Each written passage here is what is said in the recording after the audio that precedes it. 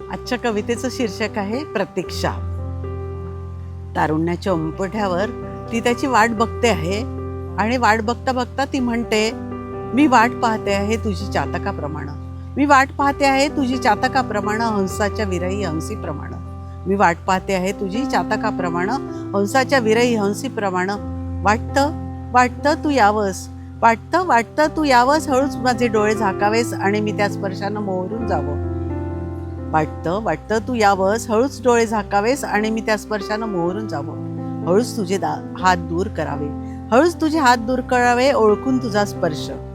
पण हाय तू येतच नाहीस, मी नुसतीच वाट पाहते वेड्या हरणीप्रमाणे. पण हाय तू येतच नाही, मी नुसतीच वाट पाहते वेड्या हरणीप्रमाणे.